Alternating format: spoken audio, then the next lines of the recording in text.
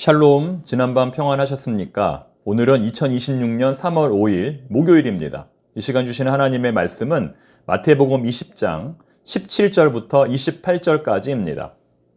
나는 누구인가? 그리고 예수는 누구신가? 라는 질문은 우리 신앙인들의 영원한 질문입니다. 우리는 신앙생활을 하면서 끊임없이 이 질문을 우리 스스로에게 던져야 합니다.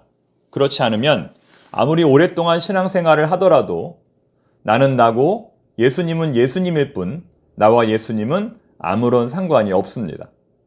아무리 열심히 교회를 다니고 아무리 열심히 찬송을 부르고 아무리 열심히 말씀을 묵상한다 해도 나는 누구인가? 그리고 예수는 누구신가라는 질문을 묵상하지 않으면 나와 예수님은 영원토록 평행선을 달리는 아무 상관이 없는 존재가 된다는 겁니다. 내가 누군지를 알아야, 그리고 예수님이 누구신지를 알아야 우리가 예수님을 닮아갈 수 있습니다. 오늘 본문에 나오는 예수님의 제자들의 모습을 보십시오. 그들이 바로 예수님과 평행선을 달린 존재들입니다. 아무리 예수님의 가르침을 많이 받았을지라도, 아무리 예수님과 오랫동안 동고동락을 했을지라도 그들은 서로 아무런 상관이 없는 존재로 살아갑니다. 그래서 예수님은 오늘 너무나 비장한 각오로, 너무나 심각한 모습으로 자신의 최후에 대해서 제자들에게 말씀하십니다. 아마 마음속으로 예수님도 많은 고민을 하셨을 겁니다. 이 이야기를 해야 하나, 하지 말아야 하나. 예수님은 수많은 고민 끝에 갑자기 멈추어 서서 제자들을 불러놓고 이렇게 말씀하십니다. 보라, 우리가 예루살렘으로 올라가노니 인자가 대제사장들과 서기관들에게 넘겨짐에 그들이 죽이기로 결의하고 이방인들에게 넘겨주어 그를 조롱하며 채찍질하며 십자가에 못 박게 할 것이나 제3일에 살아나리라. 이것은 장차 예수님에게 임하게 될 고난과 죽음, 부활 사건에 대한 세 번째 예언입니다. 첫 번째가 아니라, 두 번째가 아니라 벌써 세 차례나 거듭 말씀하신다는 겁니다. 그렇다면 이러한 말씀 뒤에 예상되는 답변은 무엇일까요? 네, 주님, 이제는 알겠습니다. 이제는 저희들도 그 고난에 동참하겠습니다. 앞으로 어떠한 역경이 올지라도 저희들도 부활 소망을 가지고 끝까지 승리하겠습니다. 라고 말하며 예수님과 동일한 비장함을 보여야 할 것입니다. 하지만 그 다음에 나오는 말씀이 여러분 무엇인지 아십니까? 그때에 세베대의 아들의 어머니가 그 아들들을 데리고 예수께 와서 절하며 무엇을 구하니? 예수께서 이르시되 무엇을 원하느냐 이르되 나의 이 두 아들을 주의 나라에서 하나는 주의 우편에 하나는 주의 좌편에 앉게 명하소서. 아니, 지금까지 예수님께서 하신 말씀을 뭘로 들은 겁니까? 지금 사람이 죽는다고 하는데, 사람이 채찍에 맞아 십자가에 못 박힌다고 하는데, 이런 상황에서 인사청탁을 한다는 것이 과연 말이나 되는 경우입니까? 즉, 예수님의 말씀이 하나도 귀에 들리지 않고 있다는 겁니다. 아무리 예수님께서 천국에 대한 말씀을 전해도, 고난과 부활에 대한 말씀을 전해도 그저 한쪽 귀로 듣고 한쪽 귀로 버리고 있는 겁니다. 말로는 네네 하면서도 하나도 귀담아 듣지 않고 있는 겁니다. 그런데 이러한 현상은 예수님께서 부활 예고를 하실 때마다 일어났습니다. 첫 번째로 부활 예고를 하셨을 때에도 베드로는 항변하며 예수님께 따졌습니다. 주여, 절대로 그런 일이 일어나서는 안 될 것입니다. 그러자 예수님께서 진노하시면서 말씀하시기를 사탄아 물러가라. 너는 나를 넘어지게 하는 자로다. 내가 하나님의 일을 생각하지 아니하고 도리어 사람의 일을 생각하는도다. 이렇게 말씀하셨습니다.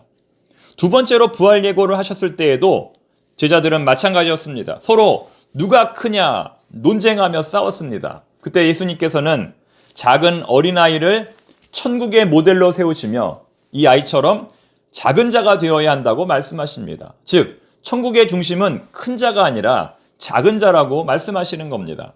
그리고 오늘 세 번째로 이렇게 부활 예고를 하실 때에도 또 사고를 친 겁니다.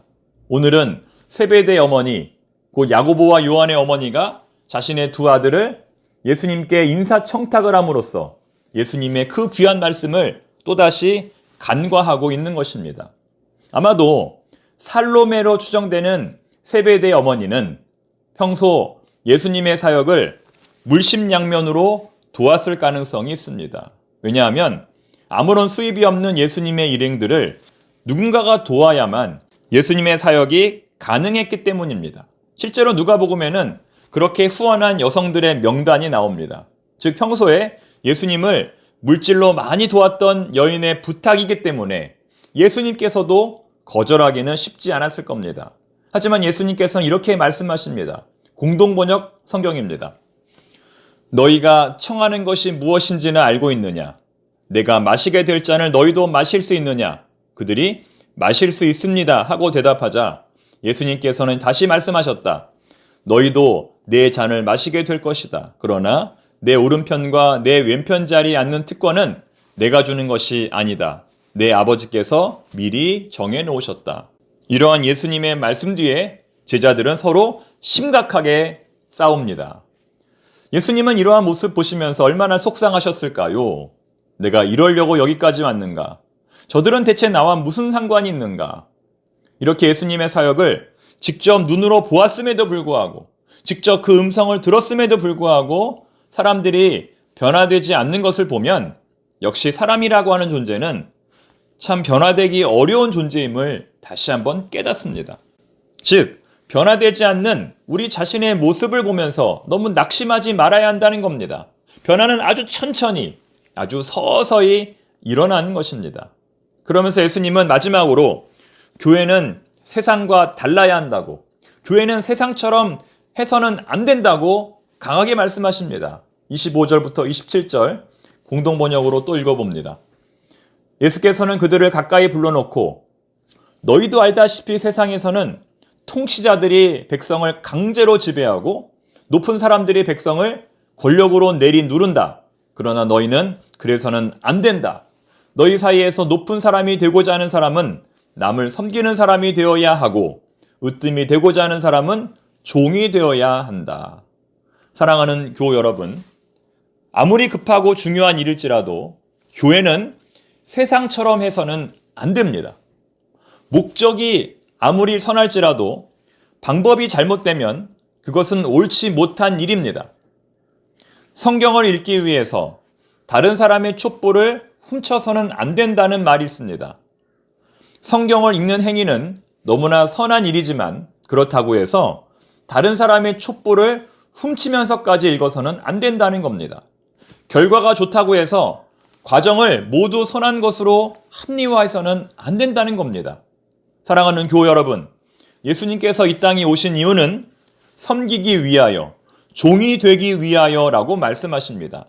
여러분, 세상에 어느 누가 종이 되는 것을 인생의 목표로 삼을까요? 세상에 어느 누구가 실패를 목표로 삼고 죽음을 목표로 삼고 종이 되는 것을 목표로 삼을까요?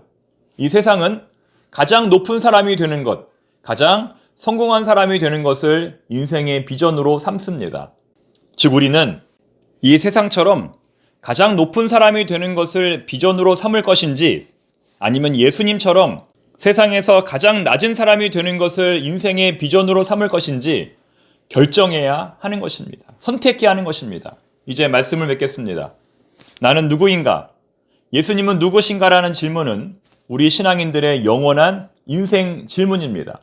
내가 누군지를 알아야, 예수님이 누군지를 알아야 우리는 예수님을 닮아갈 수 있습니다. 삶의 모든 순간 속에서 예수님을 더 닮아가고 더 알아가는 우리 모두가 되기를 바랍니다. 기도하겠습니다. 하나님 아버지 감사합니다. 오늘도 저희들을 깨워주시고 생명을 주시니 감사합니다. 오늘도 살아가는 모든 삶의 순간 속에서 예수님을 더 알기를 원합니다. 우리 자신이 누군지를 더 알기를 원합니다. 주님을 닮아가는 저희들이 되게 하옵소서. 예수님의 이름으로 기도드립니다. 아멘.